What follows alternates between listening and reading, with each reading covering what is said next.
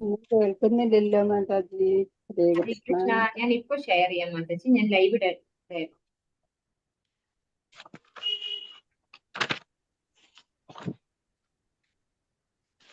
കൃഷ്ണ. ഓമജ്ഞാനതിമിരാന്തസ്യാനാനാംശനാശലാഘയാ ചക്ഷുരുന്മീലിതം യേന തസ്മൈ ശ്രീഗുരവേ നമഃ. ശ്രീചൈതന്യമനോഭീഷ്ടം സ്ഥാപിതം യേന ഭൂതലേ സ്വയം രൂപകഥാ മഹ്യം ദദാതി സ്വപദാന്തികം.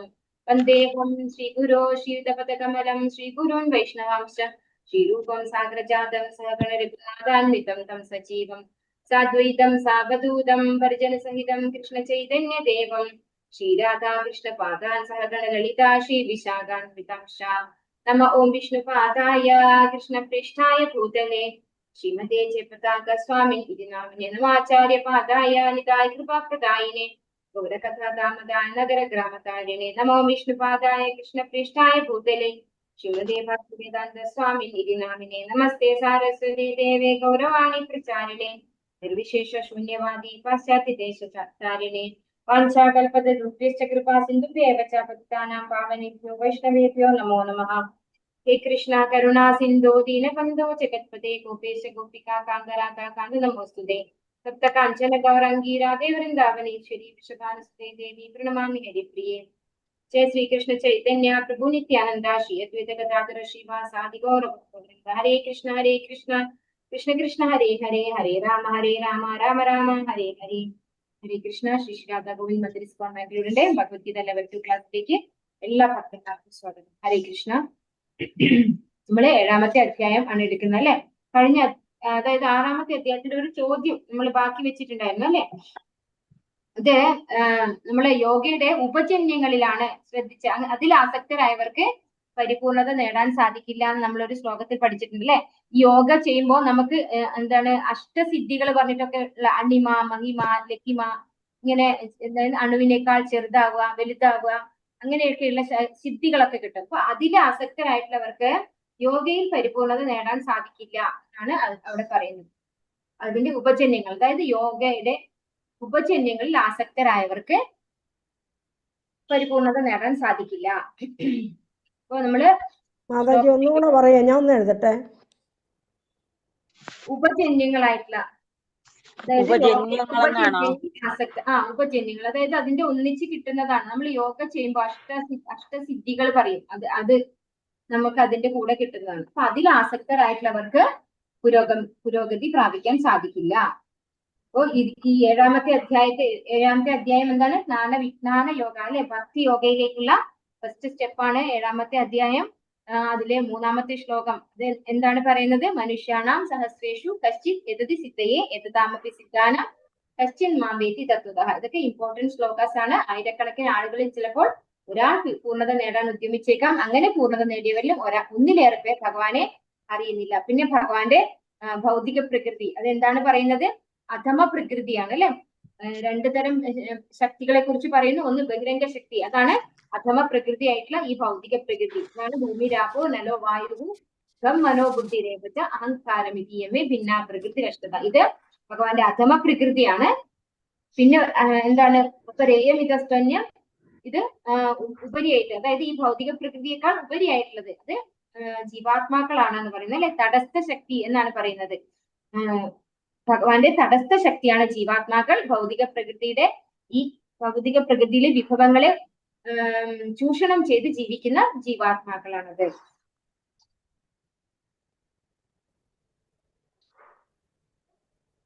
ഇനി 7ാമത്തെ ശ്ലോകം വളരെ ഇമ്പോർട്ടന്റ് ശ്ലോകമാണ്. ഭഗവാൻ എന്ത് പറയുന്നു? പരതരം നാണ്യത് കിഞ്ചിദസ്തി ധനഞ്ജയ മൈ സർവമിതം ക്രോധം സൂത്രേ മണികണാ ഇവ. അതായത് ഭഗവാനേക്കാൾ ശ്രേഷ്ഠമായിട്ടൊരു സത്യമില്ല. മുത്തുകൾ നൂലിന്മേൽ കോർത്തിണക്കുന്നത് പോലെ ഭഗവാൻ എല്ലാറ്റിനെയും ഭഗവാനിൽ ഇണക്കി കോർത്തു വച്ചിരിക്കുന്നു എന്ന് പറഞ്ഞു. ഇനി ഭഗവാൻ എന്താ പറയുന്നത് നോക്കാം നമുക്ക്. രസോഹമപ്സു കൗന്ദേയ പ്രഭാസ്മി ശശി സൂര്യയോഃ പ്രണവഃ സർവവേദേഷു ശബ്ദകേ പൗരുഷം നൃഷു. ഹേ കുന്തിപുത്ര, ജലത്തിലെ രസവും സൂര്യചന്ദ്രന്മാരിലെ പ്രകാശവും വേദമന്ത്രങ്ങളിലെ പ്രണവവും ആകാശത്തിലെ ശബ്ദവും പുരുഷന്റെ പൗരുഷവും ഞാനാകുന്നു. അപ്പൊ ഭഗവാനെ കാണിച്ചു തരികയാണ് ചെയ്യുന്നത് അല്ലെ.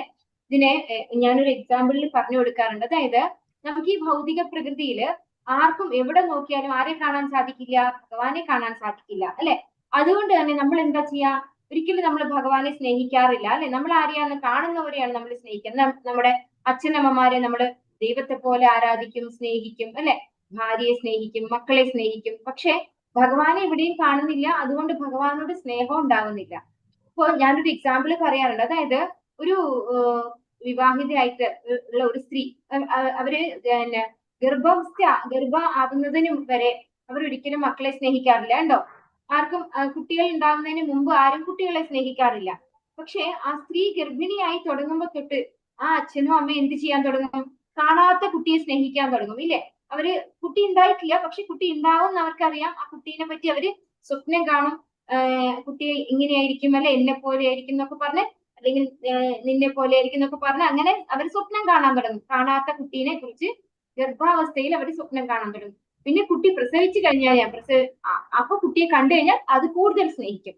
അതുപോലെ നമ്മൾ ഇവിടെ ഭക്തി യോഗയാണ് വരുന്നത് അല്ലെ? ഇവിടെ ഭഗവാനെ നമ്മൾ ഇതുവരെ കണ്ടിട്ടില്ല, നമ്മളെ മാത്രമേ കണ്ടിട്ടുള്ളൂ. അപ്പൊ കാണാത്ത ഭഗവാനെ സ്നേഹിക്കാൻ ഭഗവാൻ ഇനി ഈ കാണുന്നതിലൊക്കെ ഭഗവാനെ കാണിച്ചു തരികയാണ് ചെയ്തത്. അപ്പൊ ഏതുപോലെ എന്ന് പറഞ്ഞു കഴിഞ്ഞാൽ ഒരു ഗർഭാവസ്ഥയിൽ ഇരിക്കുമ്പോൾ ആ ഒരു കുട്ടിയെ സ്വപ്നം കാണുന്നത് പോലെ ഭഗവാൻ എല്ലാറ്റിലും ഭഗവാനെ കാണിച്ചു തരികയാണ് ചെയ്യുന്നത്. പ്രഭാസ്മി ശശി സൂര്യോ പ്രണവ സർവവേദേഷു ശബ്ദകേ പൗരുഷം നൃഷു. ഹേ കുന്തിപുത്ര, ജലത്തിലെ രസവും, അതായത് വെള്ളം നമ്മൾ കുടിക്കുമ്പോൾ ഉണ്ടാകുന്ന രസം, ജലത്തിലെ രസം, സൂര്യചന്ദ്രന്മാരിലെ പ്രകാശം, വേദമന്ത്രങ്ങളിലെ പ്രണവം, പ്രണവം എന്ന് പറഞ്ഞാൽ ഓം എന്നുള്ള ആ ഒരു ശബ്ദം, പ്രണവം, ആകാശത്തിന്റെ ശബ്ദവും, പുരുഷന്റെ പൗരുഷവും ഞാനാകുന്നു. അപ്പൊ ഇതൊക്കെ നമുക്ക് കാണാവുന്നതാണ് അല്ലെ? ജലത്തിന്റെ രസം. നമ്മള് നല്ല ദാഹിച്ചു നിൽക്കുമ്പോ വെള്ളം കുടിക്കുമ്പോൾ നമുക്ക് ആശ്വാസം ഉണ്ടാകുന്നത് അതിന്റെ രസം ഭഗവാനായിരിക്കും. നല്ല രസം തോന്നും അല്ലെ നമുക്ക്? അത് ഭഗവാനാണ് അതിന്റെ രസം എന്ന് പറയുന്നു. സൂര്യചന്ദ്രന്മാരുടെ പ്രകാശം, അതും ഭഗവാനാണെന്ന് പറയുന്നു. അപ്പൊ ഇതിലേക്ക് കാണുമ്പോ നമുക്ക് ഭഗവാനെ ഓർക്കാൻ സാധിക്കും. നമുക്ക് ഭഗവാനെ കാണാൻ സാധിക്കുന്നില്ല, പക്ഷെ ഇതൊക്കെ കാണുമ്പോൾ ഭഗവാൻ പറയുന്നു ഭഗവത്ഗീതയില്, ജലത്തിന്റെ രസം ഞാനാണ്, സൂര്യചന്ദ്രന്മാരുടെ പ്രകാശം ഞാനാണ്, വേദമന്ത്രങ്ങളിലെ ഓംകാരം ഭഗവാനാണ്, ആകാശത്തിലെ ശബ്ദം അല്ലെ? നമ്മളിങ്ങനെ സംസാരിക്കുമ്പോൾ നമുക്ക് എങ്ങനെയാണ് അങ്ങോട്ടും ഇങ്ങോട്ടും കേൾക്കാൻ പറ്റുന്നത്? അത് ആകാശത്തിന്റെ ശബ്ദമാണ് കാരണം. ആകാശത്തിന്റെ ശബ്ദവും പുരുഷന്റെ പൗരുഷവും ഞാനാകുന്നു എന്ന് ഭഗവാനോട് പറയാണ്. വെള്ളത്തിന്റെ ക്രിയാത്മക തത്വം, സൂര്യചന്ദ്രന്മാരുടെ പ്രകാശപൂരങ്ങൾ, അതീന്ദ്രിയ നാദമാകുന്ന ഓംകാരം ഭഗവാനെ അഭിസംബോധന ചെയ്യുന്നതിനുള്ളതാണ്. വിശ്വവ്യാപ്തമാണ് കൃഷ്ണാബോധത്തിന്റെ മണ്ഡലം. ഈ അവബോധം ഉദിച്ചവൻ അനുഗ്രഹീതനുമാകുന്നു. അപ്പൊ ഭഗവാനെ കാണാൻ ഭഗവാൻ ഓരോന്നായിട്ട് നമുക്ക് പറഞ്ഞു തരാണ്. അടുത്ത ശ്ലോകം പറയുന്നു, പുണ്യോ ഗന്ധ പൃഥിവ്യാം ച തേജശ്ചാസ്മി വിഭാവസൗ ജീവനം സർവഭൂതേഷു തപശ്ചാസ്മി തപസ്വിഷു. ഭൂമിയിൽ പുണ്യഗന്ധമായും തീയിലെ ചൂടായും ജീവജാലങ്ങളിലെല്ലാം ജീവനായും തപസ്വികളിൽ തപസ്സായും കുടികൊള്ളുന്നത് ഞാൻ തന്നെ. അപ്പൊ ഭൂമിയുടെ പുണ്യഗന്ധം ഇത് നമ്മൾ എപ്പോഴാണ് അനുഭവിക്കാം? പുതുമഴ പെയ്യുമ്പോൾ ഒരു നല്ലൊരു സ്മെല്ല് വരും അല്ലെ? ഭൂമിയിൽ ആദ്യമായിട്ട് മഴ പെയ്യുമ്പോൾ നമുക്ക് ഈ ഒരു പുണ്യഗന്ധം നമുക്ക് അനുഭവിച്ചറിയാൻ പറ്റും. തീയിലെ ചൂട് അല്ലെ? നമ്മൾ തീ കത്തിച്ചു കഴിഞ്ഞാൽ നമുക്ക് കൈ പൊള്ളും ചൂട്. ആ ചൂട് ഭഗവാനാണെന്ന് ഭഗവാൻ പറയുന്നു. ജീവജാലങ്ങളിലെല്ലാം ജീവനായും, നമ്മുടെയൊക്കെ ജീവൻ അത് ഭഗവാനാണ്. തപസ്വികളിൽ തപസ്സായും കുടികൊള്ളുന്നത് ഞാൻ തന്നെ. അപ്പൊ ഇതൊന്നും നമുക്ക് എന്താ പറയുന്നത്, ഇതിന് ഭഗവാനെ കാണാൻ കഴിയില്ലെങ്കിൽ ഇതൊക്കെ നമുക്ക് അനുഭവവേദ്യമായിട്ടുള്ള കാര്യമാണ് അല്ലെ? തീ കത്തിച്ചു കഴിഞ്ഞാൽ അതിന് ചൂടുണ്ടാവും. ആ ചൂട് ഭഗവാനാണ്. ഭൂമിയുടെ പുണ്യഗന്ധം ഭഗവാനാണ്. നമ്മുടെയൊക്കെ ഉള്ളിൽ ജീവൻ ഇത് ഭഗവാനാണ്. തപസ്വികളിൽ തപസ്സും ഭഗവാനാണെന്ന് പറയുന്നു. മാലിന്യം തീണ്ടാത്ത മൗലികമായ സർവഭൂതവ്യാപ്തമായ ഗന്ധമത്രേ കൃഷ്ണൻ. ഭൂമി, ജലം മുതലായ എല്ലാ ക്രിയാത്മക തത്വങ്ങളും ധാതുവർഗങ്ങളും സർവ ഭൗതിക മൂലകങ്ങളും കൃഷ്ണനിൽ നിന്നുളവാകുന്നു എന്ന് കൃഷ്ണാബോധം ഉദിക്കുമ്പോൾ നമുക്ക് മനസ്സിലാകും. അപ്പോ ഭഗവാന്റെ കൃഷ്ണാബോധത്തിലേക്ക് വന്നു കഴിഞ്ഞാൽ നമ്മൾ എന്താ പറയുന്നത്, എല്ലാവരിലും ഭഗവാനെ കാണാൻ സാധിക്കും. നമ്മള് നേരത്തെ പഠിച്ചു ഓരോരുത്തരുടെ കാറ്റഗറൈസേഷൻ. അതായത് ഒരു സത്വഗുണത്തിൽ എത്തിയിട്ടുള്ള ഒരു വ്യക്തി അല്ലെങ്കിൽ ഒരു വിശുദ്ധ സത്വഗുണത്തിലുള്ള വ്യക്തി എല്ലാവരിലും ഭഗവാനെ ദർശിക്കുന്നു എന്നാണ് പറയുന്നത്. അപ്പൊ ആ വ്യക്തിക്ക് ആരെയും, ഒരു പട്ടിയെ കണ്ടാലും ഒരു മനുഷ്യനെ കണ്ടാലും ഒരു ബ്രാഹ്മണനെ കണ്ടാലും നായ്മാംസം കഴിക്കുന്ന ചണ്ടാളിനെ കണ്ടാലും ഒക്കെ ഒരുപോലെയാണ് തോന്നുന്നത്. അതിന്റെ കാരണം എന്താണ്? എല്ലാവരിലും ഭഗവാനെ ദർശിക്കുന്നത് കൊണ്ടാണ്. ബീജം മാം സർവഭൂതാനാം വിധി പാർത്ഥ സനാതനം ബുദ്ധിമതാമസ്മി തേജസ്വിനാമഹം. കുന്തിപുത്ര, സർവ ജീവജാലങ്ങളുടെയും ആദ്യ ബീജം ഞാനാണെന്ന് നീ അറിയണം. ബുദ്ധിമാന്മാരുടെ ബുദ്ധിയും ശക്തിയും തേജസ്വികളുടെ തേജസ്സും ഞാൻ തന്നെ. അപ്പോ എല്ലാ ജീവജാലങ്ങളുടെയും ആദ്യ ബീജം ഭഗവാൻ നിന്നാണ് വന്നിട്ടുള്ളത്. ബുദ്ധിമാന്മാരുടെ ബുദ്ധി അല്ലെ, ചിലർക്ക് നല്ല ബുദ്ധി ഉണ്ടാകും, അത് ശരിക്കും നമ്മൾ നമ്മുടെ കഴിവാണെന്ന് വിചാരിക്കും അല്ലെ. പക്ഷെ ഇത് ആര് തന്നിട്ടുള്ളതാണ്? ഇത് ഭഗവാന്റെ തന്നെ ഒരു റെപ്രസെന്റേഷൻ ആണ് അല്ലെ. നമ്മുടെ ഉള്ളിലുള്ള ബുദ്ധി ഇത് ഭഗവാൻ തന്നെയാണ് ശരിക്കും. ശക്തിയും തേജസ്വികളുടെ തേജസ്സും ഞാൻ തന്നെ. ഇപ്പോ ഇത്തരത്തിലുള്ള ബുദ്ധിമാന്മാരായിട്ടുള്ള ആളുകളെ, തേജസ്വികളായിട്ടുള്ള ആളുകളൊക്കെ കാണുമ്പോൾ അവരുടെ ഉള്ളിൽ ആ ഒരു കഴിവ് അത് കൊടുത്തിരിക്കുന്നത് ആരാണ്? ഭഗവാൻ തന്നെയാണ് അല്ലെ. അതും ഭഗവാനായിട്ടാണ് ഭഗവാൻ ഇവിടെ പറയുന്നത്. ഭഗവാനെ ദർശിക്കണം. ഇങ്ങനെയുള്ള കാര്യങ്ങൾ അവരുടെ കഴിവാണ്. നമ്മൾ ആ വ്യക്തിയെ മാത്രമേ കാണാറുള്ളൂ അല്ലെ. പക്ഷെ അതിൽ ഭഗവാനെ കാണാനാണ് ഭഗവാൻ നമുക്ക് പഠിപ്പിക്കുന്നത്. പ്രപഞ്ചത്തിലെ ജീവിവർഗങ്ങൾ 84 ലക്ഷം. ഇവയുടെ എല്ലാം ആദ്യ ബീജം കൃഷ്ണനാണ്. ബ്രഹ്മം അവ്യക്തിഗതവും പരബ്രഹ്മം വ്യക്തിഗതവുമാണ്. അവ്യക്തിഗതമായ ബ്രഹ്മം വ്യക്തിഭാവത്തിൽ നിലകൊള്ളുന്നു എന്നാണ് ഭഗവത്ഗീതയുടെ സിദ്ധാന്തം. ബുദ്ധിയില്ലെങ്കിൽ ആർക്കും പ്രവർത്തിക്കാനാവില്ല. ഞാനാണ് ബുദ്ധിക്ക് കാരണമെന്ന് കൃഷ്ണൻ പറഞ്ഞിട്ടുണ്ട്. ബുദ്ധിഹീനർക്ക് ഭഗവാൻ കൃഷ്ണനെ അറിയാൻ കഴിയില്ല. ബ്രഹ്മം അവ്യക്തിഗതവും പരബ്രഹ്മം വ്യക്തിഗതവുമാണ്. അപ്പൊ ഇവിടെ എന്താ പറയുന്നത്? ബ്രഹ്മം എന്ന് പറയുന്നത് ഭഗവാനിൽ നിന്ന് വരുന്ന എഫൾജൻസ്, ജ്യോതി അല്ലെ, പ്രകാശം. ഭഗവാന്റെ ശരീരത്തിൽ നിന്ന് വരുന്ന ജ്യോതി മാത്രമാണ് ബ്രഹ്മം. ഭഗവാൻ എന്ന് പറയുന്നത് ഒരു വ്യക്തി തന്നെയാണ്. ഇനി ഭഗവാൻ പറയാണ്, ബലം ബലവതാം ചാഹം കാമരാഗ വിവർജിതം ധർമാവിരുദ്ധോ ഭൂതേഷു കാമോസ്മി ഭരതർഷഭ.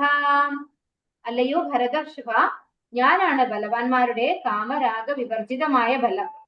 ധർമ്മവിരുദ്ധമല്ലാത്ത ലൈംഗിക ജീവിതവും ഞാൻ തന്നെ.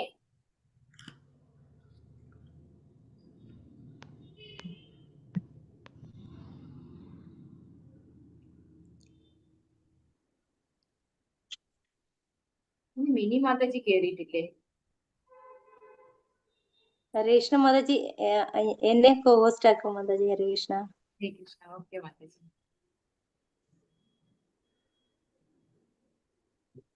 ഇവിടെ എന്താ പറയുന്നത്? അല്ലയോ ഭരതർഷഭ, ഞാനാണ് ബലവാന്മാരുടെ കാമരാഗ വിവർജിതമായ ബലം.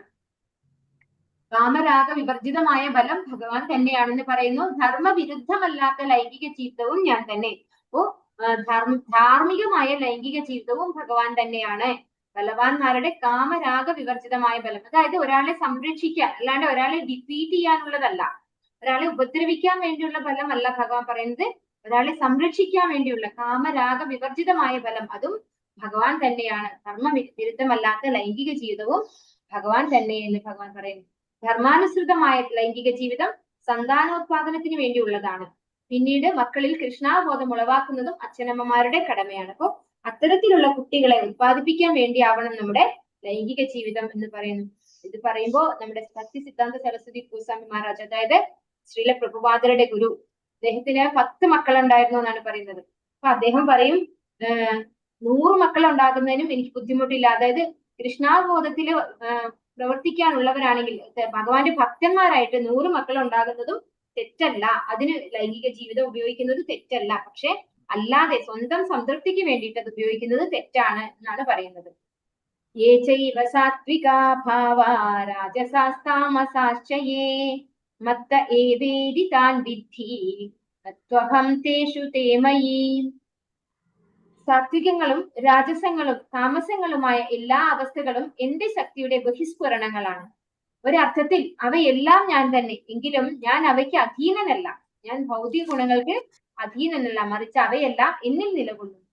അപ്പൊ ഇവിടെ എന്താ പറയുന്നത്? സത്ത്, രജസ്, തമസ് അല്ലെ, ഈ എല്ലാ അവസ്ഥയും ഭഗവാന്റെ തന്നെ ശക്തിയുടെ ബഹിസ്ഫുരണമാണ്.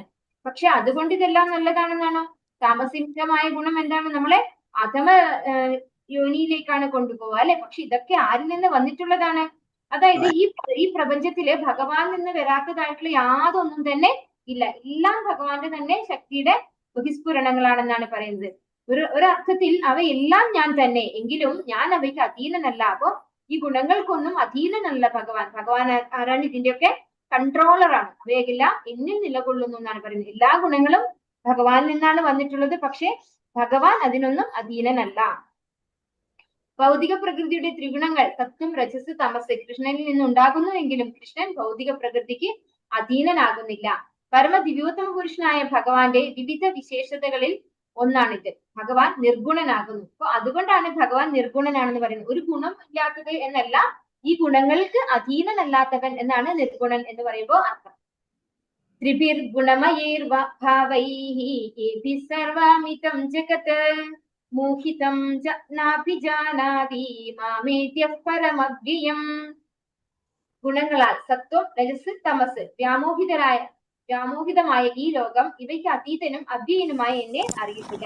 അപ്പൊ എല്ലാവരും എന്താണ് സത്ത്, രജസ്, തമസ് ഇതിൽ ഏതെങ്കിലും ഒരു ഗുണത്തിലോ അല്ലെങ്കിൽ ഇതിന്റെ തന്നെ മിക്സ്ഡ് ആയിട്ടുള്ള ഗുണങ്ങളിലോ ഇരിക്കുകയാണ്. അങ്ങനെ ഇരിക്കുന്ന ആളുകള് ഈ ഗുണങ്ങൾക്ക് അതീതനായിട്ടുള്ള ഭഗവാനെ തിരിച്ചറിയുന്നില്ല എന്നാണ് ഭഗവാൻ പറയുന്നത്. നമ്മൾ ഓരോരുത്തരും ഇങ്ങനെയുള്ള ഗുണങ്ങളിൽ ഇരിക്കുന്നു, എന്നിട്ട് അതിനനുസരിച്ച് ഓരോ പ്രവൃത്തികൾ ചെയ്യുന്നു, ഭഗവാനെ അറിയാൻ ശ്രമിക്കാറില്ല. സത്വഗുണം മാത്രമുള്ളവരെ ബ്രാഹ്മണർ എന്ന് വിളിക്കുന്നു. രജോ ഗുണത്തിലുള്ളവരെ ക്ഷത്രിയരായും, രജസ് തമോ ഗുണങ്ങൾക്ക് അധീനരായവരെ വൈശ്യരായും, തമോ ഗുണം മാത്രമുള്ളവരെ ശൂദ്രർ. ത്രിഗുണങ്ങളാൽ വ്യാമോഹത്തിൽപ്പെട്ടവർക്ക് ശ്രീകൃഷ്ണൻ ഈ ഭൗതിക പ്രകൃതിക്ക് അതീതനും സർവേശ്വരനുമാണ് എന്ന് അറിഞ്ഞുകൂടാ. പ്രകൃതിയുടെ ഈ 3 ഗുണങ്ങൾക്കും അതീതമാണ് കൃഷ്ണാബോധം. അപ്പോ ഈ 3 ഗുണങ്ങളിലുള്ളവരെ, സത്വഗുണത്തിലുള്ളവരെ ബ്രാഹ്മണർ എന്ന് വിളിക്കുന്നു, രജോ ഗുണത്തിലുള്ളവരെ ക്ഷത്രിയരെന്ന്, രജസ് തമോ ഗുണങ്ങൾ അല്ലെ അത് മിക്സ്ഡ് ആയിട്ടുള്ളവരെ വൈശ്യരായിട്ടും, തമോ ഗുണം മാത്രമുള്ളവരെ ശൂദ്രരാണെന്ന് പറയുന്നു. പക്ഷെ ഇവരൊക്കെ എന്താണ് ഭഗവാൻ, ഇതിനൊക്കെ അതീതനായിട്ടുള്ള ഭഗവാനെ, ഇതിനൊക്കെ എബവ് ആയിട്ടുള്ള, ഇതിന്റെയൊക്കെ നിയന്ത്രകനായിട്ടുള്ള ഭഗവാനെ ആരും മനസ്സിലാക്കുന്നില്ല പറയുന്നു. ഇനിയത്തത് നല്ല ഇമ്പോർട്ടന്റ് ആയിട്ടുള്ള ഒരു ശ്ലോകമാണ്, എല്ലാവരും പഠിക്കേണ്ട ഒരു ശ്ലോകമാണ്. ദേവി ഹേഷാ ഗുണമയി മായാ ദുരത്യയാ മാമേവയേ പ്രപദ്യന്തേ മായാമേ താം തരന്തി തേ. എല്ലാവർക്കും ഒരു പ്രാവശ്യം ചൊല്ലാം ഈ ശ്ലോകം. ദേവി ഹേഷാ ഗുണമയി മമ മായാ ദുരത്യയാ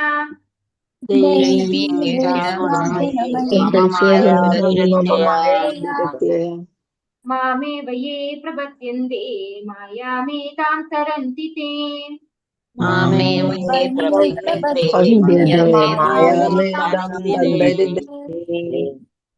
ഹരേ കൃഷ്ണ. അപ്പൊ എല്ലാവരും കഴിഞ്ഞ ദിവസം ഇട്ട ശ്ലോകം പഠിച്ചു കഴിഞ്ഞോ? ദേഹിനോസ്മിന്യതാ ദേഹി എല്ലാവരും പഠിച്ചോ? അപ്പൊ അടുത്ത ശ്ലോകം ഇടാല്ലേ ഇന്ന്? ഹരേ കൃഷ്ണ. ഇവിടെ എന്താ പറയുന്നത്? ദേവി ഹേഷ ഗുണമയി മായ ദുരത്യ അല്ലെ. എന്താ ഇവിടെ പറയുന്നത്? 3 പ്രകൃതി ഗുണങ്ങൾ അടങ്ങിയ എന്റെ ദിവ്യശക്തി അതിജീവിക്കാൻ എളുപ്പമല്ല. ഹരേ കൃഷ്ണ. ശ്ലോകം പിന്നെ പഠിക്കാൻ മാതാജി.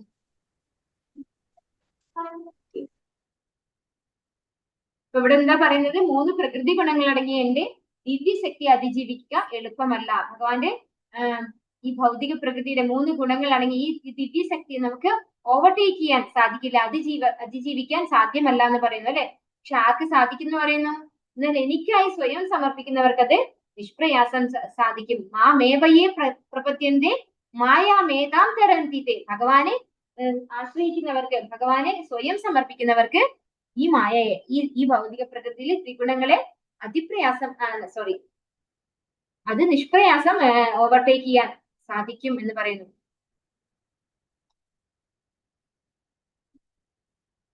ജീവാത്മാക്കളെല്ലാം അവിടുത്തെ ശക്തിയുടെ അംശങ്ങളാകിയാൽ അവയ്ക്കും ദിവ്യത്വമുണ്ട്. പക്ഷേ ഭൗതിക ശക്തിയുമായുള്ള സമ്പർക്കം കൊണ്ട് അതിന്റെ മൗലികമായ ദിവ്യപ്രഭാവം മൂടപ്പെട്ടിരിക്കുന്നു. അപ്പോ നമ്മളൊക്കെ എന്താണ്? സനാതനരാണ് ശരിക്കും അല്ലെ.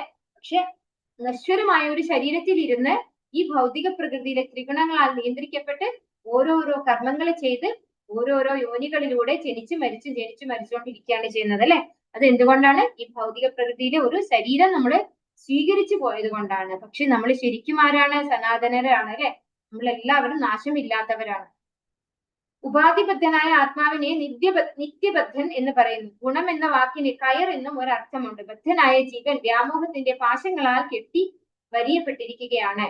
കൃഷ്ണന്റെ പാദപത്മങ്ങളിൽ സ്വയം സമർപ്പിക്കുക മാത്രമാണ് ഭൗതിക പ്രകൃതിയുടെ അലംഘനീയമായ പിടുത്തത്തിൽ നിന്ന് വിടുതൽ നേടാനുള്ള ഒരേ ഒരു ഉപായം. മാമേവ എന്ന വാക്കുകൾ പ്രാധാന്യം അർഹിക്കുന്നു. മാം എന്നാൽ കൃഷ്ണനെ, വിഷ്ണുവിനെ മാത്രം ആശ്രയിക്കുക, ബ്രഹ്മാവിനെയോ ശിവനെയോ അല്ല. ഭഗവാനെ മാത്രം ആശ്രയിക്കുന്നവർക്ക് മാത്രമേ ഈ ത്രിഗുണങ്ങളിൽ നിന്ന് പുറത്തു കടക്കാൻ സാധിക്കുള്ളൂ അല്ലെ. എല്ലാവരും ചെയ്യേണ്ടത് എന്താണ്? ഭഗവാനെ സമർപ്പിക്കുക, സ്വയം സമർപ്പിക്കുക. അങ്ങനെയെങ്കിൽ മാത്രമേ നമുക്ക് ഈ ഭൗതിക പ്രകൃതിയുടെ ത്രികോണത്തിൽ നിന്ന് പുറത്തു കടക്കാൻ സാധിക്കുള്ളൂ. ഇനിയുള്ളതും നല്ല ഇമ്പോർട്ടന്റ് ശ്ലോകമാണ്. നമാം ദുഷ്കൃതിനോ മൂഢാഃ പ്രപദ്യന്തി നരാധമാഃ മായയാ അപഹൃതജ്ഞാനാഃ ആസുരം ഭാവമാശ്രിതാഃ. എല്ലാവർക്കും ഒരു പ്രാവശ്യം ചൊല്ലാം. നമാം ദുഷ്കൃതിനോ മൂഢാഃ പ്രപദ്യന്തി നരാധമാഃ. നമാം ദുഷ്കൃതിനോ മൂഢാ പ്രപദ്യന്തേ നരാധമാഃ. എല്ലാവരും, ഒരാൾ മാത്രമല്ല, എല്ലാവരും ചൊല്ലും. നമാം ദുഷ്കൃതിനോ മൂഢാഃ പ്രപദ്യന്തി നരാധമാഃ. നമാം ദുഷ്കൃതിനോ മൂഢാഃ പ്രപദ്യന്തേ നരാധമാഃ. മായയാ അപഹൃതജ്ഞാനാഃ ആസുരം ഭാവമാശ്രിതാഃ. മായയാ ഭാവമാശ്രിതാഃ. അപ്പൊ ഈ ഒരു ശ്ലോകത്തിൽ ഭഗവാൻ എന്താ പറയുന്നത്? ദുഷ്കൃതരായ മൂഢന്മാർക്കും മനുഷ്യ അധമന്മാർക്കും മായയാൽ അപഹരിക്കപ്പെട്ട നാണത്തോടു കൂടിയവരും നിരീശ്വരരുമായ അസുരന്മാർ എന്നെ ശരണം പ്രാപിക്കുന്നില്ല. അപ്പൊ ഭഗവാൻ അവർക്കൊന്നും ആര് ഭഗവാനെ ആശ്രയിക്കുന്നില്ല, ആര് ഭഗവാനെ പ്രാർത്ഥിക്കുന്നില്ല? ദുഷ്കൃതരായ മൂഢന്മാർ. ഇതില് വലിയ പർപ്പോട്ടുണ്ട്. ഓരോന്നും ഡീറ്റെയിൽഡ് ആയിട്ട് ശ്രീ പ്രഭുപാദർ എക്സ്പ്ലെയിൻ ചെയ്തിട്ടുണ്ട്. ദുഷ്കൃതരായ മൂഢന്മാർ, മനുഷ്യ അധമന്മാർ, മായയാൽ അപഹരിക്കപ്പെട്ട ജ്ഞാനത്തോടു കൂടിയവർ, നിരീശ്വരരായ അസുരന്മാർ. ഈ 4 കൂട്ടര് ഭഗവാനെ ശരണം പ്രാപിക്കുന്നില്ല എന്ന് പറയുന്നു. ഭഗവത് ചരണാശ്രയം കൊണ്ട് മാത്രം ഇത് സാധ്യമാണെങ്കിൽ ബുദ്ധിശാലികളും പ്രവർത്തന നിരതരുമായവർക്ക് എന്തുകൊണ്ട് ലളിതമായി ഈ ഉപായം സ്വീകരിച്ചുകൂടാ? ഭഗവത്ഗീത ഈ ചോദ്യത്തിന് സ്പഷ്ടമായ ഉത്തരം നൽകുന്നുണ്ട്. ബ്രഹ്മാവ്, ശിവൻ, കപിലൻ, കുമാരന്മാർ, മനു, വ്യാസൻ, ദേവലൻ, അസിതൻ, ജനകൻ, പ്രഹ്ലാദൻ, ബലി എന്നിവരും പിൽക്കാലത്ത് മധ്വാചാര്യർ, രാമാനുജാചാര്യർ, ശ്രീ ചൈതന്യ മഹാപ്രഭു എന്നിവർ ഭഗവാന്റെ പാദങ്ങളിൽ ശരണം തേടിയവരാണ്. അപ്പോ ഇവരൊക്കെ ആരാണ്? മഹാജനങ്ങളാണ് അല്ലെ, മഹാഭാഗവതരാണ്. ഇവരൊക്കെ ഭഗവാനെ ശരണം തേടിയവരാണെന്ന് പറയുന്നു. തത്വചിന്തകരോ ശാസ്ത്രജ്ഞരോ വിദ്യാവിചക്ഷണരോ ഭഗവാന്റെ മാർഗത്തെയോ പദ്ധതിയോ സ്വീകരിക്കാറില്ല. അവർക്ക് ദൈവത്തെക്കുറിച്ച് യാതൊരു അറിവുമില്ല. ഇതാരാണ് പറയുന്നത്? ശാസ്ത്രജ്ഞർ. ശാസ്ത്രജ്ഞർ പറഞ്ഞു കഴിഞ്ഞാൽ നമുക്ക് ഈ ഭൗതികമായിട്ട് നല്ല അറിവുള്ള കുറെ PhD ഉള്ള കുറെ ശാസ്ത്രജ്ഞർ അങ്ങനെയുള്ളവർ ആരും തന്നെ എന്തിനെ കുറിച്ച് ചിന്തിക്കുന്നില്ല? ഭഗവാനെ കുറിച്ച് ചിന്തിക്കുകയോ ഭഗവാനെ ആശ്രയിക്കുകയോ ചെയ്യുന്നില്ല. അവർക്ക് ഭഗവാനെ കുറിച്ച് യാതൊന്നും അറിയില്ല. തന്നേക്കാൾ ഉന്നതനായ പ്രാമാണികനില്ലെന്നും താനാണ് പരമസത്യമെന്നും ഭഗവത്ഗീതയിലൂടെ ഭഗവാൻ വ്യക്തമാക്കുന്നുണ്ട്. നമ്മുടെ 7ാമത്തെ ശ്ലോകത്തിൽ കണ്ടു അല്ലെ, മൊത്ത പരതരം നാന്യ കിഞ്ചിതസ്തി ധനഞ്ജയ. ഭഗവാനേക്കാൾ ഉന്നതമായിട്ടൊരു സത്യമില്ല എന്ന് ഭഗവാൻ തന്നെ പറയുന്നുണ്ട്. കുട്ടികളിൽ നിലീനമായ ദിവ്യ അവബോധത്തെ ഉണർത്തിയെടുക്കേണ്ട കടമ രക്ഷിതാക്കൾക്കുണ്ട്. അമ്മയുടെ ഗർഭത്തിലിരിക്കെ ഏറ്റവും ക്ലേശകരമായ ഒരു അവസ്ഥയാണിത്. കുട്ടി തന്നെ അവിടെ നിന്ന് മോചിപ്പിക്കണമെന്നും പുറത്തു വന്നു കിട്ടിയാൽ ഭഗവത് സേവനത്തിൽ തന്നെ നാൾ കഴിച്ചു കൊള്ളാമെന്നും ഈശ്വരനോട് പ്രാർത്ഥിക്കാറുണ്ട്. മൂഢന്മാർ 2 നരാധമന്മാർ. മൂഢന്മാർ 1ാമത്തേത്, 2 നരാധമന്മാർ, 3 മായാ മോഹിതരായ ഉപാപോഹികൾ, തികഞ്ഞ നിരീശ്വരവാദികൾ എന്നിവർ ശാസ്ത്ര അനുസൃതവും ആധികാരികങ്ങളുമായ ഉപദേശങ്ങൾ നൽകിയാലും ഒരിക്കലും പരമപുരുഷന്റെ പാദകമലങ്ങളിൽ അഭയം പ്രാപിക്കുകയില്ല. അപ്പൊ ഈ 4 കൂട്ടരും അവർക്ക് എത്ര പറഞ്ഞു കൊടുത്താലും അവര് ഭഗവാനെ ആശ്രയിക്കാൻ തയ്യാറാവുകയില്ല. പിന്നെ ഇവിടെ പറയുന്നു, അമ്മയുടെ ഗർഭത്തിലിരിക്കെ ഏറ്റവും മോശമായ ഒരു അവസ്ഥയിലാണ്, ക്ലേശകരമായ അവസ്ഥയിലാണ്. നമ്മള് ഒരിക്കലും ചിന്തിക്കാറില്ല അല്ലെ, ജനനം ഒരു എന്താണ് ഒരു ബുദ്ധിമുട്ട് ജനിക്കുന്നതില്. പക്ഷെ ജനനം ഒരു വലിയ ബുദ്ധിമുട്ടാണെന്നാണ് പറയുന്നത്. നമ്മൾ ആ ഗർഭാവസ്ഥയിലിരിക്കുന്ന കുട്ടിയുടെ സ്ഥിതി എന്താണെന്ന് നമുക്ക് അറിയില്ല. അതുകൊണ്ട് നമ്മൾ വിചാരിക്കുന്നു ആ കുട്ടി അവിടെ കംഫർട്ടബിൾ ആയിട്ടാണ് ഇരിക്കുന്നതെന്ന്. പക്ഷേ ശ്രീമദ് ഭാഗവത്തിൽ വളരെ ഭംഗിയായിട്ട് ഇതൊക്കെ എക്സ്പ്ലെയിൻ ചെയ്തിട്ടുണ്ട് കേട്ടോ. ആ ഗർഭത്തിനകത്ത് ഈ കുട്ടി മാത്രമല്ല അത്രേ ഉണ്ടാവാം, ഈ അമ്മയുടെ വയറ്റിനകത്തുള്ള കുറെ പുഴുക്കളൊക്കെ ഉണ്ടാവും എന്നാ പറയുന്നത്. ഈ പുഴുക്കളൊക്കെ ഈ കുട്ടിയുടെ ദേഹത്ത് ഇങ്ങനെ കുത്തി കുത്തി കുത്തി കുത്തി മുറിവേൽപ്പിക്കും.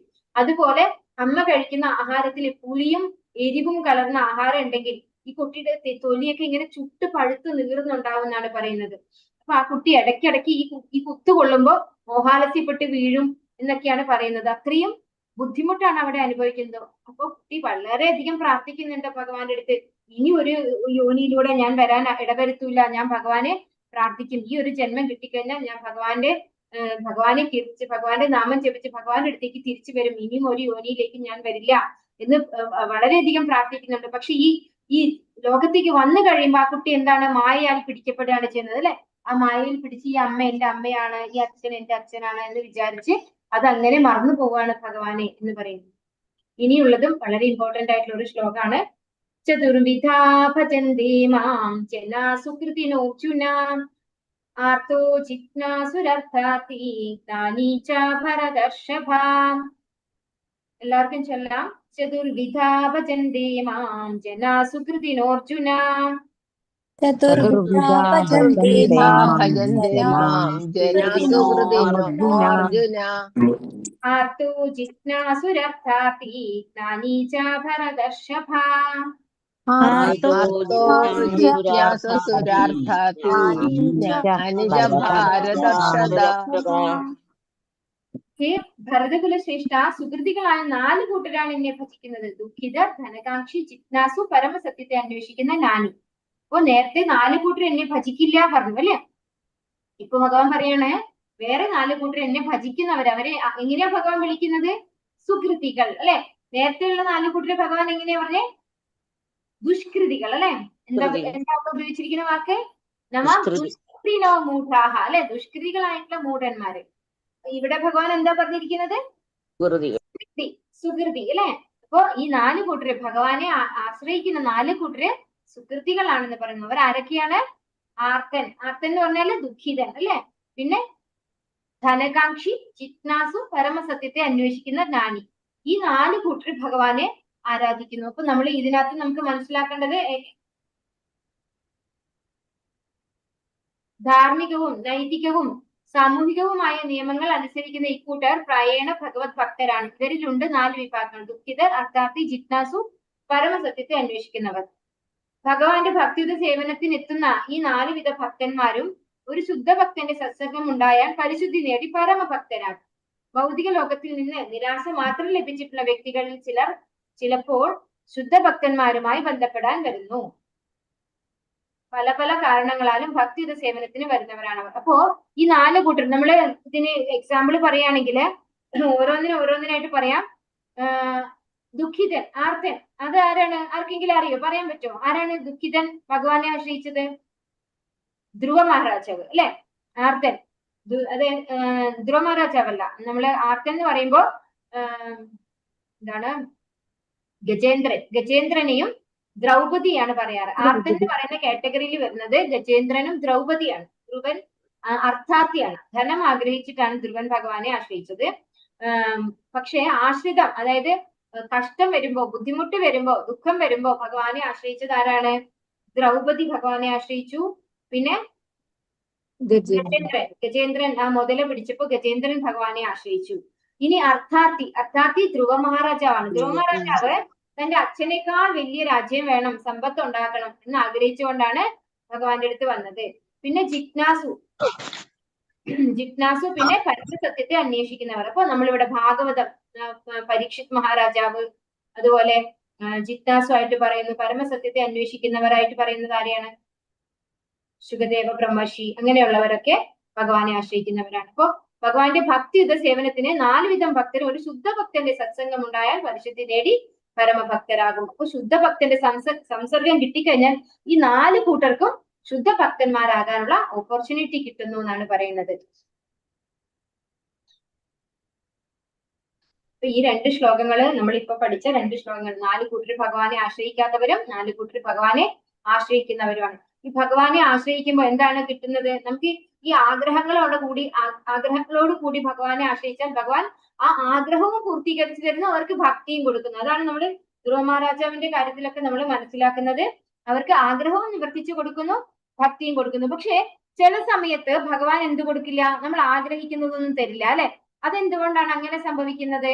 നമുക്കത് തന്നു കഴിഞ്ഞാൽ, ഭഗവാൻ തരാൻ പറ്റാഞ്ഞിട്ടല്ല, പക്ഷെ നമുക്ക് തന്നു കഴിഞ്ഞാൽ നമ്മൾ വീണു പോകും. ഭഗവാന് നമ്മളോട് ഭയങ്കര ഇഷ്ടമാണ് അല്ലെ. നമ്മൾ ഭക്തിയിൽ ഉയരണം എന്നാണ് ഭഗവാൻ ആഗ്രഹിക്കുന്നത്. ഇനിയും ഓരോരോ യോനികളിൽ പോയി വരാതെ ഭഗവാന്റെ അടുത്തേക്ക് നമ്മൾ തിരിച്ചു പോകണമെങ്കിൽ ചിലപ്പോൾ നമ്മൾ ഈ ധനം ഒക്കെ ഒരുപാട് കിട്ടിക്കഴിഞ്ഞാൽ നമ്മൾ അതിൽ ആകൃഷ്ടരായി പിന്നെ ഭഗവാനെ വിട്ടുകളയും. അപ്പൊ അങ്ങനെ ഭഗവാൻ അറിയാം. ഭഗവാൻ പറയുന്നുണ്ട്, വേദാഹം സമതീതാനി വർത്തമാനാനി ച അർജുന ഭവിഷ്യാണി ച ഭൂതാനി മാം വേദന കശ്ചന അല്ലെ. ഭഗവാൻ എല്ലാവരുടെ ഭൂതം ഭാവി വർത്തമാനം ഒക്കെ അറിയാം. എല്ലാവരും അറിയുന്നതുകൊണ്ട് അവരവർക്ക് അർഹിക്കുന്നത് മാത്രമേ ഭഗവാൻ തരുള്ളൂ. തേഷാം ജ്ഞാനി നിത്യയുക്ത ഏകഭക്തിർ വിശിഷ്യതേ പ്രിയോ ഹി ജ്ഞാനിനോത്യർത്ഥം അഹം സ ച മമ പ്രിയഃ. ജ്ഞാനസഹിതമായ ശുദ്ധ ഭക്തിയുത സേവന നിരതനായിരിക്കുന്നവനാണ് ഇവരിൽ വെച്ച് ഉത്തമൻ. അയാൾക്ക് ഞാൻ ഏറ്റവും പ്രിയപ്പെട്ടവനാണ്, അയാൾ എനിക്കും. ഭഗവാൻ വീണ്ടും ഭക്തിയോഗയാണ് നമ്മുടെ ഈ ഒരു കാറ്റഗറി അല്ലെ. ഈ 7 മുതൽ 12 വരെ ഉള്ളത് ഭക്തി യോഗമാണ് ഭഗവാൻ എക്സ്പ്ലെയിൻ ചെയ്യുന്നത് അല്ലെ. അപ്പൊ ഈ 4 കൂട്ടരിലെ നേരത്തെ പറഞ്ഞു ആർത്തോ ജിജ്ഞാസു അർത്ഥാർത്ഥി ജ്ഞാനി. ഈ 4 കൂട്ടരിലെ ജ്ഞാനസഹിതമായ ശുദ്ധ ഭക്തിയുത സേവന നിരതനായിരിക്കുന്നവരാണ് ഇവരിൽ വെച്ച് ഉത്തമൻ. അപ്പോൾ ജ്ഞാനത്തോടുകൂടി ഭഗവാന്റെ ഭക്തിയുത സേവനത്തിൽ ഏർപ്പെട്ടിരിക്കുന്ന വ്യക്തിയാണ് ഏറ്റവും ഉത്തമനായ ഭക്തി. അയാൾക്ക് ഞാൻ ഏറ്റവും പ്രിയപ്പെട്ടവനാണ്, അയാൾ എനിക്കും. അപ്പൊ ആ ഭക്തന് ഭഗവാനും പ്രിയപ്പെട്ടതാണ്, ഭഗവാൻ ഭക്തനും പ്രിയപ്പെട്ടതാണ്. ദുഃഖിതർ, ജിജ്ഞാസുക്കൾ, ധനാർത്ഥികൾ, ജ്ഞാനികൾ എന്നിവർ ഭൗതികഘടകങ്ങളായ മാലിന്യങ്ങളിൽ നിന്ന് മോചിതരായാൽ അവർക്ക് ശുദ്ധ ഭക്തന്മാരാകാം. ഭഗവാനെ കുറിച്ച് പരിപൂർണ ജ്ഞാനം സിദ്ധിച്ചവനും സേവന നിരതനുമായ ഭക്തനാണ് കൃഷ്ണന് അത്യന്തം പ്രിയപ്പെട്ടവൻ. അപ്പോ ഏതൊരു കൂട്ടരാകട്ടെ ഭഗവാനെ ആശ്രയിച്ച് ആ ഒരു ജ്ഞാനം സ്വീകരിച്ചുകൊണ്ട് ഭഗവാന്റെ സേവനത്തിൽ ഏർപ്പെട്ട് കഴിഞ്ഞാൽ ആ വ്യക്തി ഭഗവാന് പ്രിയപ്പെട്ടവനായി മാറും. ഉദാരാ സർവ ഏവൈതേ ജ്ഞാനി ത്വാത്മൈവ മേ മതം ആസ്ഥിതഃ സഹി യുക്താത്മാ മാമേവാനുത്തമാം ഗതി. ഈ ഭക്തന്മാരെല്ലാം മഹാത്മാക്കൾ തന്നെ എന്നതിന് സംശയമില്ല. എന്നാൽ ആരാണോ എന്റെ തത്വത്തെ ഗ്രഹിക്കുന്നത് അയാളെ എന്നിൽ നിന്ന് അന്യനായി ഞാൻ കരുതുന്നില്ല. അയാൾ എന്റെ ദിവ്യ സേവനത്തിൽ ഏർപ്പെട്ടിരിക്കുകയാൽ സർവോന്നതവും പരിപൂർണവുമായ ആത്യന്തിക ലക്ഷ്യത്തിൽ നിശ്ചയമായും എത്തിച്ചേരും. അപ്പോ ഈ ഭക്തന്മാരെല്ലാം, അതായത് ആർത്തൻ, ജിജ്ഞാസു, അർത്ഥാർത്ഥി, ജ്ഞാനി അല്ലെ, ഇവരെല്ലാവരും മഹാത്മാക്കൾ തന്നെ എന്നതിൽ സംശയമില്ല. എന്നാൽ ആരാണോ എന്റെ തത്വത്തെ ഗ്രഹിക്കുന്നത്, ആരാണോ ഭഗവാനെ ശരിക്കും മനസ്സിലാക്കുന്നത്, യഥാർത്ഥത്തിൽ മനസ്സിലാക്കുന്നത്, അയാളെ എന്നിൽ നിന്ന് അന്യനായി ഞാൻ കാണുന്നില്ല. അതായത് ഭഗവാന് തുല്യമാണ്. ഭഗവാന്റെ ഭക്തൻ, നമ്മളിവിടെ അർജുനന്റെ തേരാളിയായിട്ടാണ് ഭഗവാൻ ഇരിക്കുന്നത് അല്ലെ, അതുപോലെ. അപ്പൊ അങ്ങനെയുള്ള ഒരു ഭക്തനെ ഭഗവാന് തുല്യം ഭഗവാൻ കരുതുന്നു, അന്യനായിട്ട് കരുതില്ല. അയാൾ എന്റെ ദിവ്യ സേവനത്തിൽ ഏർപ്പെട്ടിരിക്കാൻ സർവോന്നതവും പരിപൂർണവുമായ ആത്യന്തിക ലക്ഷ്യത്തിൽ നിശ്ചയമായും എത്തിച്ചേരും. ഇപ്പൊ ഭഗവത് സേവനത്തിൽ ഏർപ്പെടുന്ന ആ വ്യക്തിക്ക് പൂർണ്ണമായിട്ട് പരിപൂർണമായ ആത്യന്തിക ലക്ഷ്യത്തിൽ എത്തിച്ചേരാൻ സാധിക്കും, ഭഗവാന്റെ ധാമത്തിലേക്ക് തിരിച്ചെത്താൻ സാധിക്കും എന്ന് ഭഗവാൻ പറയാണ് ഇവിടെ.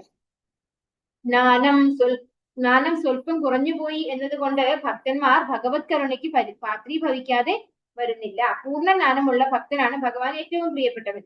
ഭക്തന്മാർ എന്റെ ഹൃദയത്തിൽ സദാ വാഴുന്നു, ഞാൻ എപ്പോഴും അവരുടെ ഹൃദയങ്ങളിലും അവർ എനിക്ക് ഏറ്റവും പ്രിയപ്പെട്ടവരാണ്. അപ്പോ ജ്ഞാനം കുറഞ്ഞുപോയി എന്നുള്ളത് കൊണ്ട് ഭഗവാന്റെ കരുണയ്ക്ക് പാത്രീഭവിക്കാതെ വരുന്നില്ല. നമുക്കറിയാം പൂന്താനം തിരുമേനിയുടെ കഥ എല്ലാവരും കേട്ടിട്ടുണ്ട് അല്ലെ. പൂന്താനം തിരുമേനി എന്താണ്, വളരെ നിർമ്മലമായിട്ടുള്ള മലയാള ഭാഷയിലാണ് എല്ലാം ഭഗവാനെ കുറിച്ച് പാടിയിട്ടുള്ളത് അല്ലെ. അദ്ദേഹം ഒരിക്കലും സംസ്കൃതത്തിന് എഴുതിയിട്ടില്ല. അപ്പൊ അദ്ദേഹത്തിന്റെ ജ്ഞാനം കുറഞ്ഞത് കൊണ്ട് ഭഗവാൻ സെക്കൻഡ് കാറ്റഗറിയിൽ വെച്ചിട്ടില്ല. പക്ഷെ ഭഗവാനെ കുറിച്ച് അറിയുക എന്നതാണ് യഥാർത്ഥത്തിലുള്ള ജ്ഞാനം. അല്ലാണ്ട് നമ്മള് ഭാഷാ പഠനം ഒന്നും ഇതിൽ വരുന്നില്ല, ജ്ഞാനത്തിൽ വരുന്നില്ല. പൂന്താനം തിരുമേനി ആവട്ടെ ഭഗവാനെ കുറിച്ച് ശരിക്കും മനസ്സിലാക്കിയിട്ടുണ്ട്. ബഹൂനാം ജന്മനാമന്ദേ നാനവാൻ മാം പ്രപദ്യതേ വാസുദേവ സർവമിതി സമഹാത്മാ സുദുർലഭഃ. വളരെ ഇമ്പോർട്ടന്റ് ആയിട്ടുള്ള ശ്ലോകമാണ്, നമുക്ക് എല്ലാവർക്കും ഒരു പ്രാവശ്യം ചൊല്ലാം. ബഹൂനാം ജന്മനാമന്ദേ നാനവാൻ മാം പ്രപദ്യതേ ബഹൂനാം ജന്മനാമന്ദേ നാനവാൻ മാം പ്രപദ്യതേ വാസുദേവ സർവമിതി സമഹാത്മാ സുദുർലഭഃ. വാസുദേവ സർവമിതി സമഹാത്മാ സുദുർലഭഃ. അസംഖ്യം ജനന മരണങ്ങൾക്ക് ശേഷം ജ്ഞാനവാനായ വ്യക്തി സർവജ്ഞനാണ്, കാരണങ്ങൾക്കും കാരണഭൂതനും സർവവ്യാപിയും എന്ന് മനസ്സിലാക്കി എന്നെ അവർ ശരണം പ്രാപിക്കുന്നു. അപ്രകാരമുള്ള മഹാത്മാക്കൾ വളരെ വിരളമാണ്. അപ്പൊ ഇവിടെ ഭഗവാൻ എന്താ പറയുന്നത്, അസംഖ്യം ജനന മരണങ്ങൾക്ക് ശേഷം ജ്ഞാനവാനായ വ്യക്തി സർവജ്ഞനാണ്. അപ്പൊ ഒരുപാട് ജനന മരണങ്ങൾ കഴിഞ്ഞിട്ടാണ് ഒരാൾക്ക് ജ്ഞാനം കിട്ടുന്നതും ഭഗവാനെ മനസ്സിലാക്കാൻ സാധിക്കുന്നതും. കാരണങ്ങൾക്കും കാരണഭൂതനും സർവവ്യാപിയും എന്ന് മനസ്സിലാക്കി എന്നെ അവർ ശരണം പ്രാപിക്കുന്നു. അപ്പൊ എല്ലാറ്റിന്റെയും കാരണം അല്ലെ, ഈശ്വര പരമ കൃഷ്ണ സച്ചിദാനന്ദ വിഗ്രഹ അനാദിരാതിർ ഗോവിന്ദ സർവകാരണകാരൻ. കാരണങ്ങൾക്കും കാരണഭൂതൻ സർവ്വവ്യാപിയുമാണ് ഭഗവാൻ എന്ന് മനസ്സിലാക്കി അവർ ഭഗവാനെ ശരണം പ്രാപിക്കുന്നു. അപ്രകാരമുള്ള മഹാത്മാക്കൾ വളരെ വിരളമാണ് എന്ന് ഭഗവാൻ പറയുന്നു അല്ലെ. വളരെ കുറച്ചു പേർക്ക് മാത്രമേ ഈ ഒരു കാരുണ്യം, ഈ ഒരു സാഹചര്യം ഒക്കെ കിട്ടുന്നുള്ളൂ. ഭഗവാൻ വാസുദേവനാണ് എല്ലാം എന്ന് മനസ്സിലാക്കാനുള്ള ഒരു സാഹചര്യം വളരെ കുറച്ചു പേർക്കാണ് കിട്ടുന്നുള്ളൂ. ഭക്തിപൂർവം സേവനവും ആധ്യാത്മിക അനുഷ്ഠാനങ്ങളും തുടർന്നു പോകുന്ന ജീവാത്മാവ് എണ്ണമറ്റ ജന്മങ്ങൾക്ക് ശേഷം ഭഗവാൻ കൃഷ്ണനാണ് ആത്മസാക്ഷാത്കാരത്തിന്റെ പരമലക്ഷ്യം എന്നുള്ള ദിവ്യജ്ഞാനം നേടുന്നു.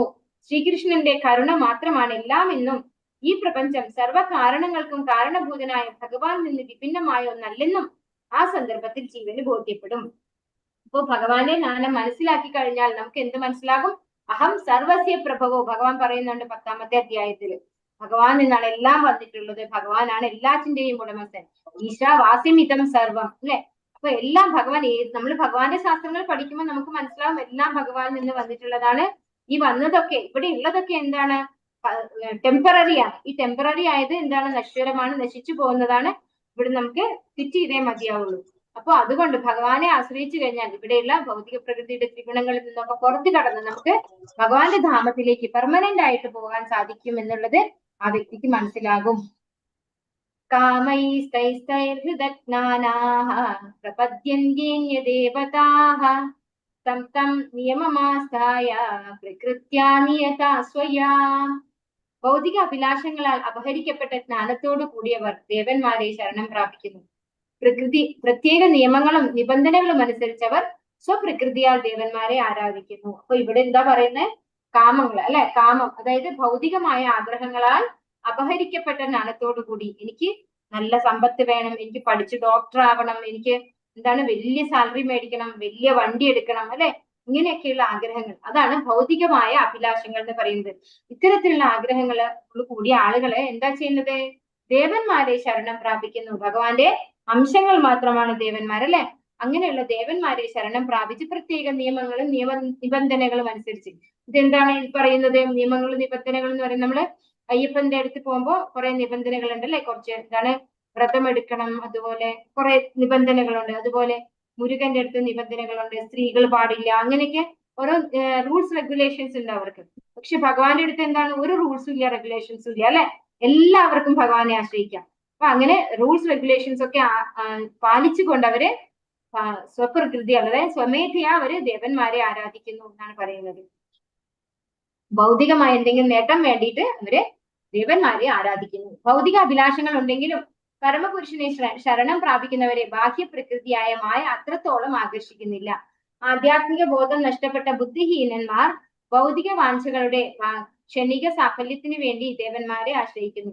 ശുദ്ധ ഭക്തർക്കറിയാം കൃഷ്ണൻ എല്ലാവരുടെയും പ്രഭുവാണെന്ന്. കൃഷ്ണനാണ് സർവേശ്വരൻ. അപ്പോ ഭഗവാന്റെ ഭക്തന്മാർക്ക് ഈ നശ്വരമായ ലോകത്ത് എന്ത് കിട്ടിയിട്ടും പ്രയോജനമില്ല. എന്ത് വേണം? ഭഗവാന്റെ ധാമത്തിൽ പോയി കഴിഞ്ഞാൽ നമുക്ക് ശാശ്വതമായിട്ട് എല്ലാം അനുഭവിക്കാമെന്ന് തിരിച്ചറിഞ്ഞ് ഭഗവാനെ മാത്രം ആശ്രയിക്കുന്നു, ഭൗതികമായ ആഗ്രഹങ്ങളില്ലാതെ.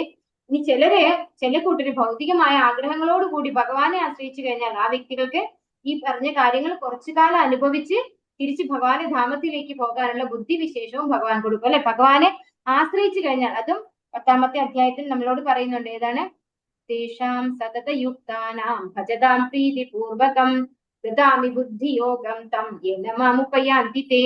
ഭഗവാനെ പ്രാപിക്കാനുള്ള ബുദ്ധി ഭഗവാനെ നാമം ജപിക്കുന്ന, ഭഗവാനെ ഭജിക്കുന്ന ഭഗവാന്റെ ഭക്തന്മാർക്ക് ഭഗവാൻ പ്രദാനം ചെയ്യുന്നു ഭഗവാൻ പറയുന്നുണ്ട്. അപ്പൊ നമ്മൾ ആഗ്രഹങ്ങളോട് കൂടിയാണെങ്കിലും ഭഗവാനെ മാത്രം ആശ്രയിക്കണം എന്നതുകൊണ്ടാണ് പറയുന്നത്.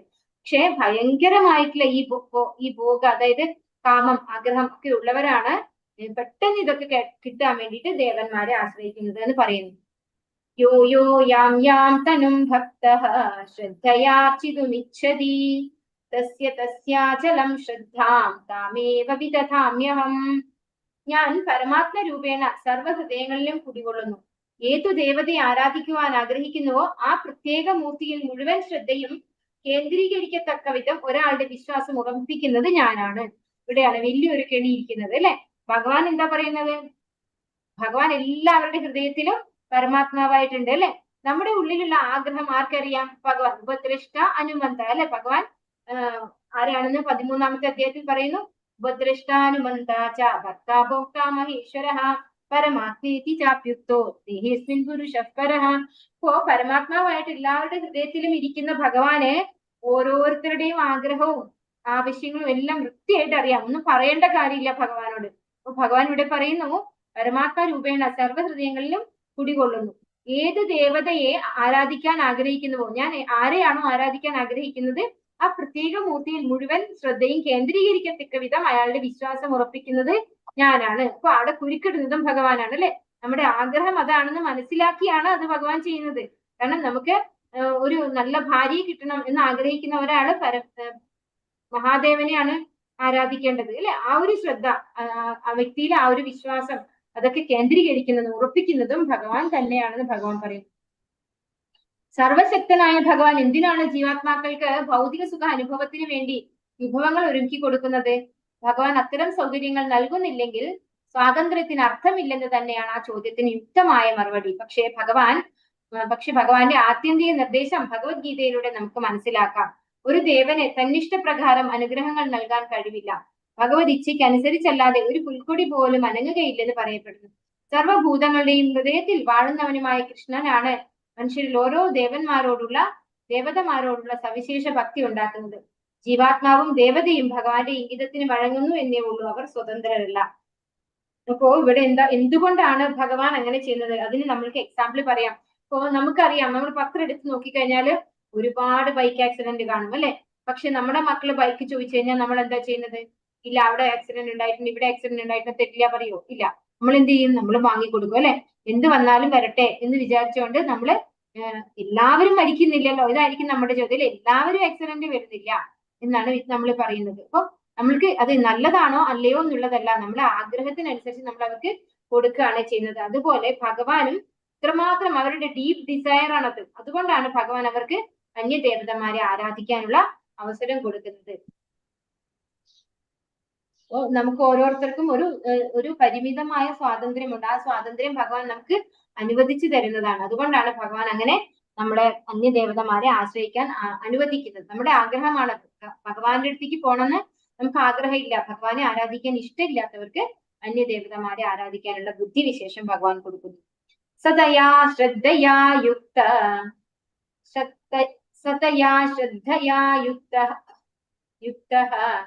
തസ്യാരാധനമീഹതേ ലഭത്തെ ച തതഃ കാമാൻ മയൈവ വിഹിതാൻ ഹിതാൻ. അങ്ങനെ വിശ്വാസം ഉറപ്പിച്ച് ഒരു ദേവനെ ആരാധിക്കാൻ മുതിരുന്ന വ്യക്തിക്ക് താൻ ഇച്ഛിക്കുന്നത് കൈവരും. വാസ്തവത്തിൽ ഈ അഭീഷ്ടം നിറവേറ്റുന്നത് ഞാൻ തന്നെ. ഇപ്പോ ഈ അന്യദേവത ആരാധന ചെയ്ത് അവർക്ക് ആ ദേവന്മാര് അനുഗ്രഹങ്ങൾ കൊടുക്കും, അവർ ആഗ്രഹിക്കുന്നത് കൊടുക്കും. ആ കൊടുക്കുന്നതും ആ അഭീഷ്ടം സിദ്ധിപ്പിക്കുന്നതും അത് കൊടുക്കുന്നതും ഭഗവാൻ തന്നെയാണ് എന്ന് പറയുന്നു. അപ്പോ അതായത് ഒരു അച്ഛനെ ആശ്രയിക്കാത്ത മകന് അദ്ദേഹത്തിന്റെ ചേട്ടനെ ആശ്രയിക്കുകയാണ്. ഏട്ടൻ ജോലിയുണ്ട്, അപ്പൊ ഏട്ടൻ എനിക്ക് തരും എന്ന് വിചാരിച്ച് നമ്മൾ ചെയ്യണം. അപ്പൊ ആ ഏട്ടനോട് അച്ഛൻ പറയാണ്, നീ ഇത് അവന് കൊടുത്തോളൂ എന്ന് പറഞ്ഞിട്ട് കൊടുക്കുന്നത് പോലെയാണ് നമ്മൾ അന്യദേവതമാരെ ആരാധിക്കുമ്പോൾ ആ ദേവന്മാരിലൂടെ ഭഗവാൻ തന്നെയാണ് നമ്മൾ ആഗ്രഹിക്കുന്നത് നമുക്ക് തരുന്നത് എന്ന് ഭഗവാൻ ഇവിടെ പറയുന്നു. അങ്ങനെയുള്ള ദേവന്മാരെ ആരാധിക്കാനുള്ള ബുദ്ധിയും വിശ്വാസവും നമുക്ക് ഭഗവാൻ തരുന്നു. ഒപ്പം ആ ദേവന്മാരെ ആശ്രയിച്ച് നമ്മൾ ആഗ്രഹിക്കുന്നത് നമുക്ക് നിറവേറ്റി തരുന്നതും ആഗ്രഹം നിറവേറ്റി തരുന്നതും ഭഗവാൻ തന്നെയാണ് എന്ന് പറയുന്നു. ഭഗവാന്റെ അനുവാദമില്ലാതെ ദേവന്മാർക്ക് സുഭക്തന്മാരുടെ അഭീഷ്ടങ്ങൾ നിറവേറ്റാനാവില്ല. ബുദ്ധി കുറഞ്ഞവർ ഇതറിയാതെ വിഡ്ഢികളെ പോലെ ഫലകാംക്ഷികളായി ദേവന്മാരെ സേവിക്കുന്നു. ജീവാത്മാക്കൾ തങ്ങൾ അർഹിക്കാത്തത് ആഗ്രഹിക്കുകയും കൃഷ്ണൻ നേരിട്ട് അവ സഫലീകരിക്കാതെയും വരുമ്പോഴാണ് അവരിങ്ങനെ ചെയ്യുന്നത്. അപ്പൊ ഭഗവാൻ നേരിട്ട് കൊടുക്കാതിരിക്കുമ്പോൾ അവര് വളഞ്ഞ വഴിക്ക് ദേവന്മാരെ ആശ്രയിക്കുന്നു. അപ്പൊ ഇവർ ഒരു തരത്തിലും ആ ആഗ്രഹത്തിൽ നിന്ന് പിന്തിരിയുന്നില്ല എന്ന് കാണുമ്പോൾ ഭഗവാൻ തന്നെ പെർമിഷൻ കൊടുക്കാണ് ദേവന്മാർക്ക് അത് കൊടുക്കാനായിട്ട്. അത് ഭഗവാൻ ഇഷ്ടമുണ്ടായിട്ടല്ല, പക്ഷെ നമ്മുടെ ആ ആഗ്രഹം അത്രമാത്രമാണ്. അതുകൊണ്ടാണ് നമ്മൾ ദേവന്മാരെ ആശ്രയിച്ച് നേടിയെടുക്കേണ്ടി വരുന്നത്. ഭഗവാന് തരാൻ ഇഷ്ടമില്ല, കാരണം അത് നമുക്ക് നല്ലതല്ലാത്തത് കൊണ്ടാണ്, നമുക്കത് ഗുണം ചെയ്യില്ല എന്ന് അറിയുന്നത് കൊണ്ടാണ് ഭഗവാൻ നേരിട്ട് തരാത്തത്. ഇനി പറയുന്നു, അങ്ങനെ കിട്ടുന്ന ഐശ്വര്യങ്ങൾ എങ്ങനെയുള്ളതാണ്? അന്ധവത്തുഫലം തേഷാം തദ്ഭവത്യൽപമേധസാം ദേവാൻ ദേവയജോ യാന്തി മദ്ഭക്തായാന്തി. കറക്റ്റ് അല്ല കേട്ടോ, അത് ഒരു സെക്കൻഡ്.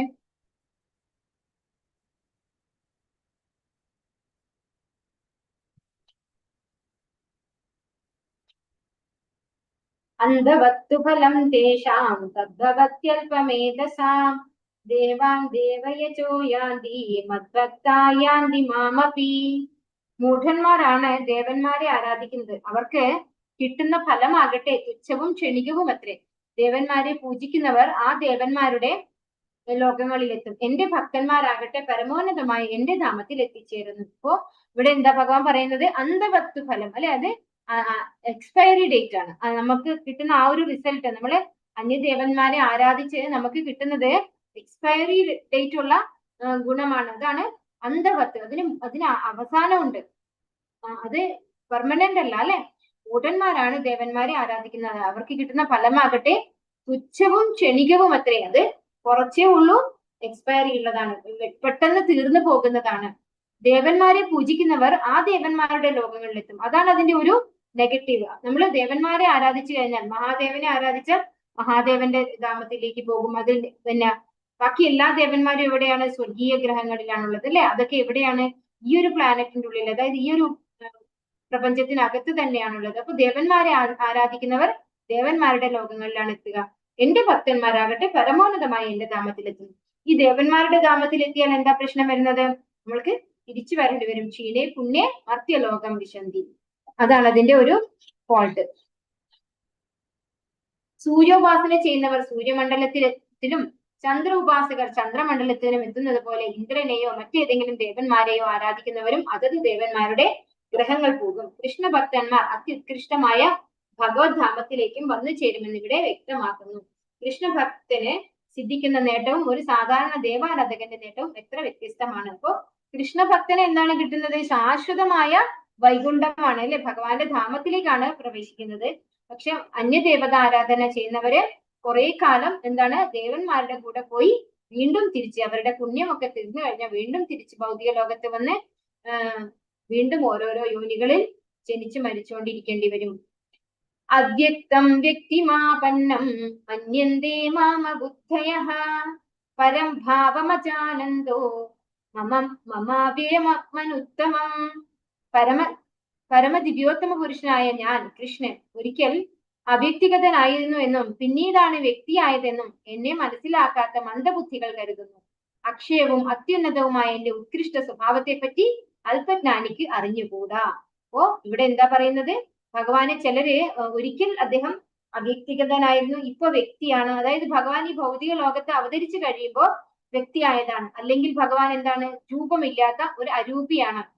അതായത് അവ്യക്തിഗതനായിരുന്നു പിന്നീട് വ്യക്തിയായി എന്നൊക്കെ ചിന്തിക്കുന്നു അല്ലെ. അത് ആരാണ് പറയുന്നത്? എന്നെ മനസ്സിലാക്കാത്ത മന്ദബുദ്ധികൾ കരുതുന്നു എന്നാണ് പറയുന്നത്.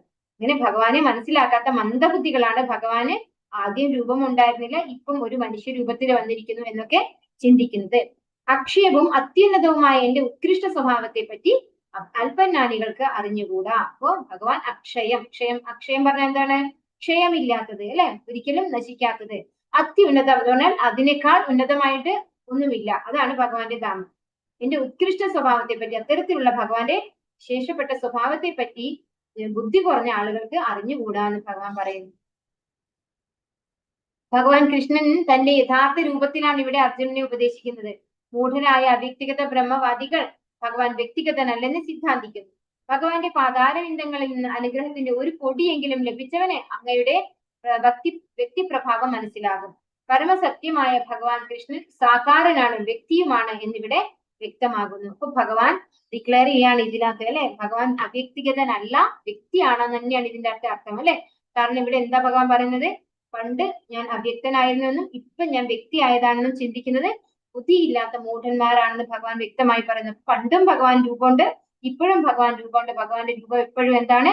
അതീന്ദ്രിയമാണ്. അത് ആർക്കറിയില്ല? മൂഢന്മാർക്ക് അറിയില്ല. ഇനി വളരെ വിശേഷപ്പെട്ട ഒരു ശ്ലോകാണ്. എന്താണ് ഇവിടെ ഭഗവാൻ പറയുന്നത്? നാഹം പ്രകാശ സർവസ്യ യോഗമായാ സമാവൃതഃ മൂഢോയം നാഭിജാനാതി ലോകോ മാമജമവ്യയം. എല്ലാവർക്കും ഒരു പ്രാവശ്യം ചൊല്ലാം. നാഹം പ്രകാശ സർവസ്യ യോഗമായാ സമാവൃതഃ.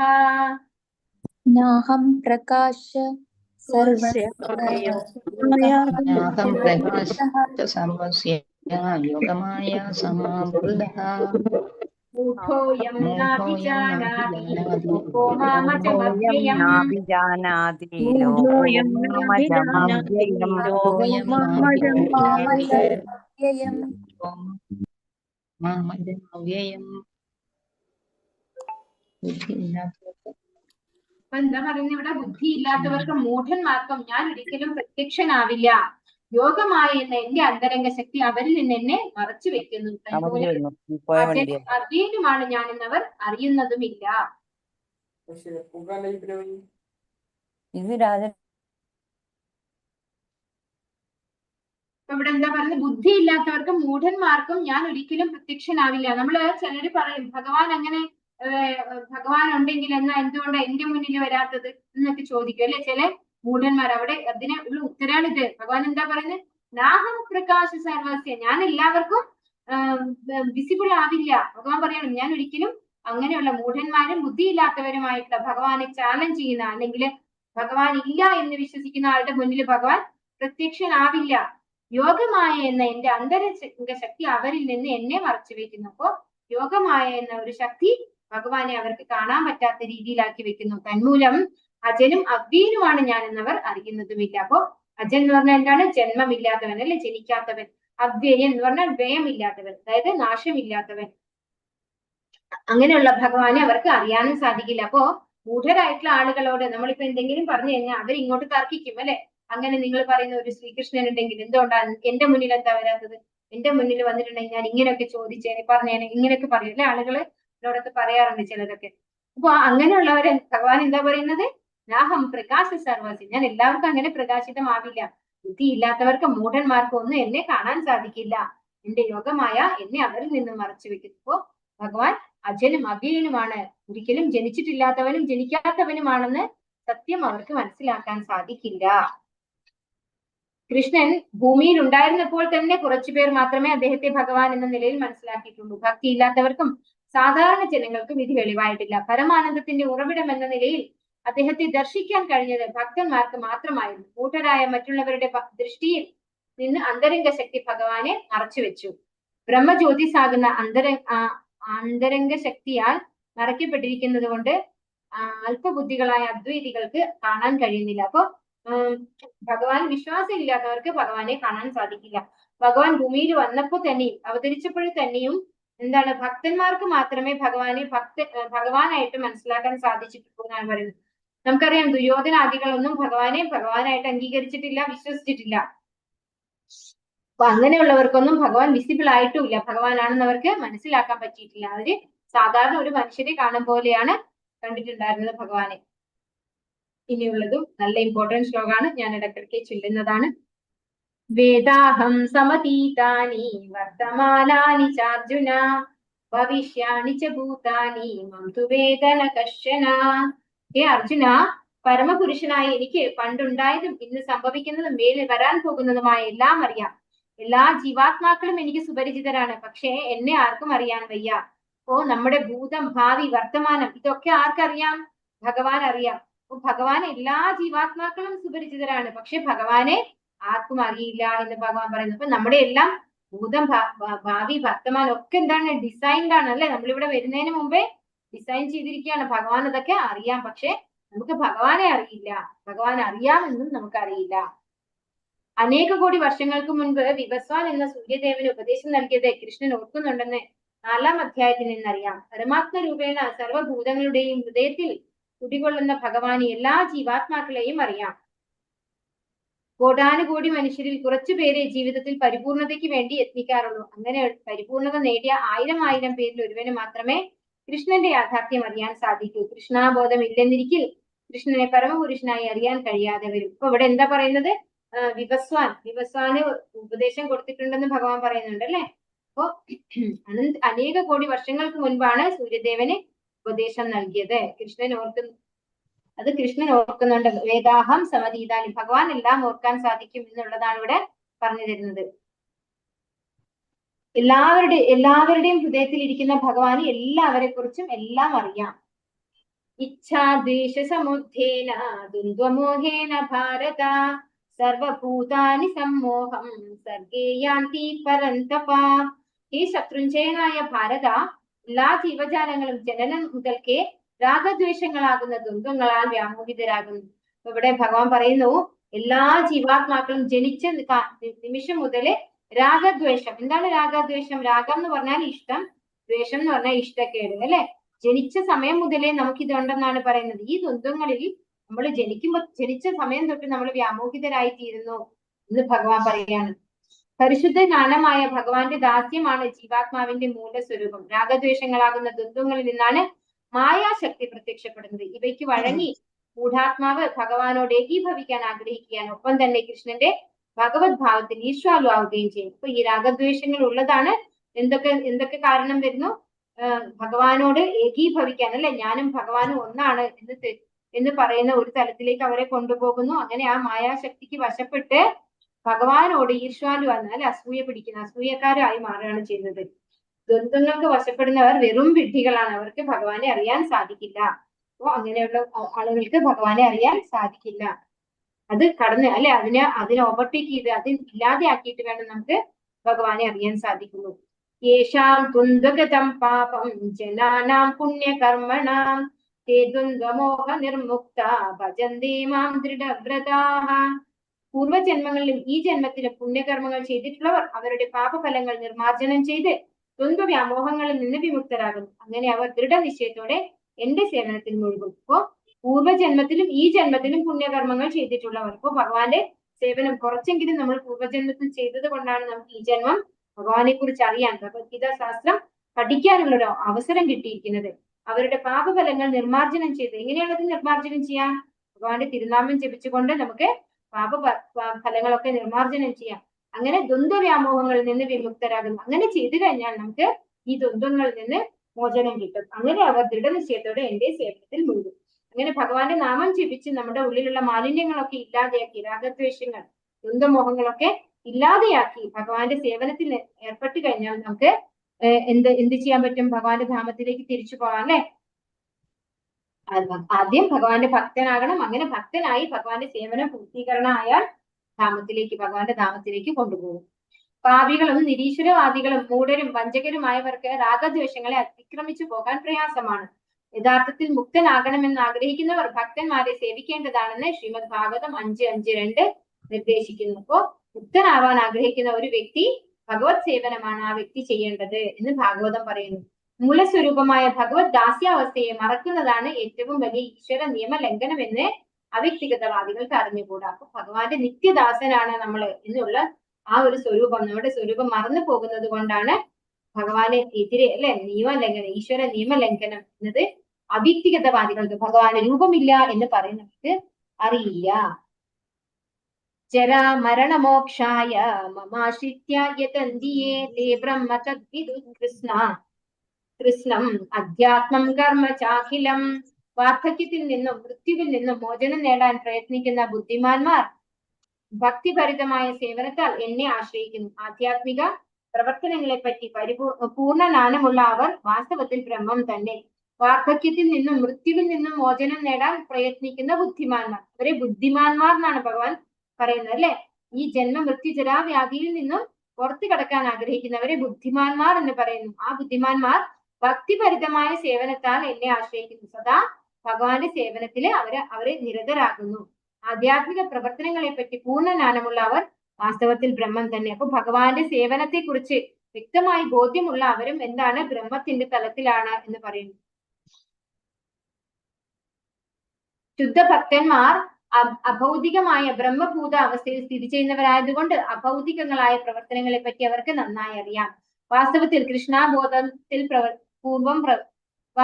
കൃഷ്ണാബോധപൂർവം പ്രവർത്തിക്കുന്നവരെ ബ്രഹ്മൻ എന്ന് വിളിക്കപ്പെടാൻ അർഹരായുള്ളൂ. അപ്പോ ഭഗവാന് വേണ്ടി സേവനത്തിൽ ഏർപ്പെടുന്ന കൃഷ്ണാബോധത്തിലുള്ള വ്യക്തികളാണ് ബ്രഹ്മം എന്ന കാറ്റഗറിയിൽ വരാൻ യോഗ്യരായിട്ടുള്ളവർ എന്ന് പറയുന്നു. സാധിഭൂതാദി ദൈവം മാം സാധിയജ്ഞം ചയേവിതുഹു പ്രയാണകാലേ പിചമാം ദേവിദുർയുക്ത ചേതസഃ. എന്നെ അറിയുകയും എപ്പോഴും എന്നെ കുറിച്ചുള്ള ബോധം പുലർത്തുകയും ചെയ്യുന്നവർ ഭൗതിക പ്രപഞ്ചങ്ങളുടെയും ദേവന്മാരുടെയും സർവയജ്ഞങ്ങളുടെയും നിയന്താവായ ഭഗവാനാണ് ഞാൻ എന്നറിയുന്നവർ മരണസമയത്ത് പോലും എന്നെ സ്മരിക്കും. ഭഗവാൻ പറയുന്നു എന്നെ അറിയുകയും, അല്ലെ, ഭഗവാനെ മനസ്സിലാക്കി ഭഗവാനെ കുറിച്ചുള്ള ബോധത്തോടു കൂടി, അത് ഏത് ബോധമാണ്? കൃഷ്ണാബോധം അല്ലെ? കൃഷ്ണാബോധത്തിൽ സ്ഥിതി ചെയ്യുന്ന ഒരു വ്യക്തി ഭൗതിക പ്രപഞ്ചങ്ങളുടെയും ദേവന്മാരുടെയും സർവ്വയജ്ഞങ്ങളുടെയും നിയന്താവായ ഭഗവാനാണ് ഭഗവാൻ എന്നറിയുന്നവർ. ഇതെവിടെ പറഞ്ഞിട്ടുണ്ട് ഭഗവാൻ? 5-ാമത്തെ അധ്യായത്തിൽ അല്ലെ? ഭോക്താരം യജ്ഞ തപസാം സർവലോകാമഹേശ്വരം സുഹൃതം സർവഭൂതാനാം ത്വാമാം ശാന്തി മൃച്ഛതി അല്ലെ? എല്ലാ ദേവന്മാരുടെയും ദേവനാണ്, എല്ലാ തപസ്സിന്റെയും യജ്ഞങ്ങളുടെയും ഭോക്താവാണ് ഭഗവാൻ എന്ന് മനസ്സിലാക്കിയിട്ടുള്ള ആ വ്യക്തി മരണസമയത്ത് പോലും ഭഗവാനെ സ്മരിക്കുന്നു എന്നാണ് പറയുന്നത്. കൃഷ്ണബോധത്തോടെ പ്രവർത്തിക്കുന്നവർ ഭഗവാനെ കുറിച്ചുള്ള ജ്ഞാനത്തിന്റെ മാർഗത്തിൽ നിന്ന് ഒരിക്കലും വ്യതിചലിക്കുകയില്ല. കൃഷ്ണബോധവാനായ ഒരാൾക്ക് മരണസമയത്ത് കൃഷ്ണനെ വിസ്മരിക്കാൻ കഴിയില്ല. അതുകൊണ്ട് അയാൾ സ്വാഭാവികമായി ഭഗവത്ധാമമായ ഗോലോക വൃന്ദാവനത്തിൽ എത്തിച്ചേരും. ഒരാൾക്ക് എങ്ങനെ തികച്ചും കൃഷ്ണബോധവാനാകാം എന്നതാണ് ഈ 7-ാം അധ്യായത്തിന്റെ വിഷയം. കൃഷ്ണബോധം വളർന്നു വരുമ്പോൾ ജീവാത്മാവിന് മനസ്സിലാവും താൻ കൃഷ്ണനെ മറന്നു പോയത് കൊണ്ടാണ് ഭൗതിക പ്രകൃതിയുടെ നിയമങ്ങൾക്ക് അധീനപ്പെട്ട ബദ്ധനായതെന്ന്. കൃഷ്ണബോധത്തിൽ പ്രവർത്തിച്ചു കഴിഞ്ഞാൽ ആ വ്യക്തിക്ക് ഭഗവാനെ കുറിച്ച് മനസ്സിലാകും, തന്റെ യഥാർത്ഥ സ്ഥിതിയെ കുറിച്ച് മനസ്സിലാവും, താൻ ഇത്രയും ഈ ഒരു ഭൗതിക പ്രകൃതിയിൽ വന്നിരിക്കുന്നത് ഭഗവാനെ മറന്നു പോയത് കൊണ്ടാണെന്നും മനസ്സിലാകും. അങ്ങനെ ഒരാൾക്ക് എങ്ങനെയാണ് ശരിക്കും കൃഷ്ണബോധവാനായി തീരാൻ സാധിക്കുക എന്ന് ഭഗവാൻ ഈ അധ്യായത്തിലൂടെ നമുക്ക് കാണിച്ചു തരുന്നു. ഹരേ കൃഷ്ണ കൃഷ്ണ കൃഷ്ണ ഹരേ ഹരേ, ഹരേ രാമ രാമ രാമ ഹരേ ഹരേ. വാഞ്ചാകൽപതരുഭ്യശ്ച കൃപാസിന്ധുഭ്യൈവ ച പതിതാനാം പാവനേഭ്യോ വൈഷ്ണവേഭ്യോ നമോ നമഃ. അനന്തകോടി വൈഷ്ണവവൃന്ദ की जय, श्री प्रभुपाद की जय, गुरु महाराज की जय, ബ്രഹ്മാനന്ദേ ഹരി ഹരി ബോൾ. ഹരേ കൃഷ്ണ. ക്വസ്റ്റ്യൻസ് കിട്ടിയിട്ടുണ്ടോ അതില്? 4 ക്വസ്റ്റ്യൻസ് ഉണ്ടോ മാതാജി? കിട്ടിയിട്ടുണ്ടോ? ആൻസർ കിട്ടിയോ? കിട്ടി. എന്താ എന്തൊക്കെയാണ് ക്വസ്റ്റ്യൻ? അതീന്ദ്രിയ ജ്ഞാനം എന്നാൽ എന്താണ്? ഭൗതിക പ്രപഞ്ചത്തെയും അതിന് പിന്നിലുള്ള ചേതനയെയും ഈ രണ്ടിന്റെയും ഉറവിടത്തെയും കുറിച്ചുള്ള അറിവാണ് സമഗ്രമായ ജ്ഞാനം. ഇതാണ് അതീന്ദ്രിയ ജ്ഞാനം. ആ 2-ാമത്തെ ശ്ലോകത്തിന്റെ ഇതുണ്ട്. പറയണോ ഒന്നും കൂടി? പറയണം, ഒന്നും പറയൂ. ഭൗതിക ഭൗതിക പ്രപഞ്ചത്തെയും അതിന് പിന്നിലുള്ള ചേതനയെയും ഈ രണ്ടിന്റെയും ഉറവിടത്തെയും കുറിച്ചുള്ള അറിവാണ് സമഗ്രമായ. ഇതാണ് അതിന്റെ നവവിധ ഭക്തി എന്നല്ല, ശ്രവണം കീർത്തനം. നവവിധ ഭക്തി അറിയില്ലേ? അറിയാം. കീർത്തനം വിഷ്ണു ശ്രവണം കീർത്തനം വിഷ്ണുസ്മരണം പാദസേവനം അർച്ചനം കീർത്തനം സ്മരണം പാദസേവനം അർച്ചനം ആത്മനിവേദനം വന്ദനം ലാസ്യം സഖ്യം ആത്മനിവേദനം. ഹരേ കൃഷ്ണ. 3 വിഷ്ണുമൂർത്തികൾ ആരെല്ലാം? കാരണോദകസായി, ഗർഭോദകസായി വിഷ്ണു, കാരണോദകസായി വിഷ്ണു, ക്ഷീരോദകസായി. ഹരേ കൃഷ്ണ. ഭഗവാനിലെല്ലാം ഉണക്കി കോർക്കപ്പെട്ടിരിക്കുന്നു എന്നതിന് ഉദാഹരണം? ഭഗവാനേക്കാൾ മുത്തുകൾ നൂലിന്മേൽ എന്ന പോലെ, മുത്തുകൾ നൂലിന്മേൽ എന്ന പോലെ സർവവും ഭഗവാനിൽ ഇണക്കി കോർക്കപ്പെട്ടിരിക്കുന്നു. അത് ശ്ലോകം 7. മുത്തുകൾ നൂലിന്മേൽ എന്ന പോലെ സർവവും ഭഗവാനിൽ ഇണക്കി കോർക്കപ്പെട്ടിരിക്കുന്നു. ഹരേ കൃഷ്ണ.